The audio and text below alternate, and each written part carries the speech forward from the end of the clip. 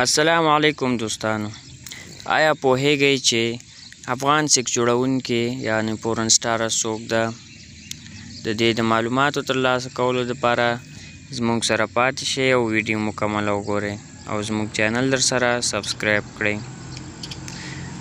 خدیجه کوهن چې په یاسمینا علي مشهوره ده، یو بریتانوي افغانه فحش فلمي اداکاره ده.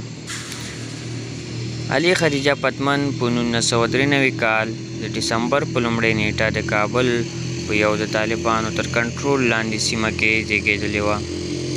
کله چې 7 کلنه وه له خپلې کورنۍ سره انګلستان ته ولاړه. د هغې مور او پلار هغه د یوې سختې مسلمانې په توګه لوی کړې وه، مګر په 19 کلنۍ کې هغه د یو یهودي هلک سره د ملګرتیا له امله له کور څخه ولاړه.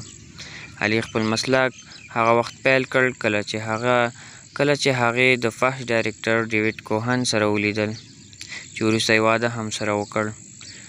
یاسمین په 2015 کال کې د سیکس په جوړولو کې 2015 کال ایوارډ واخیسته.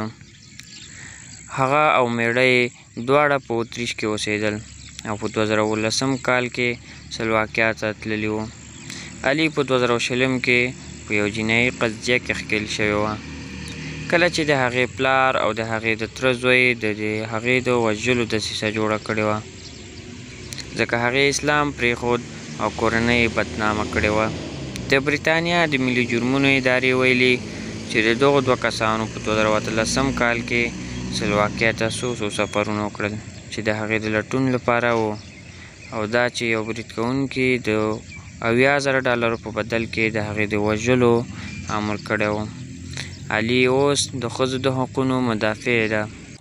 دوستانو که ویډیو مو چېرته خوښه شوې وي زموږ چینل در سره سبسکرایب، ویډیو در سره لایک کړئ.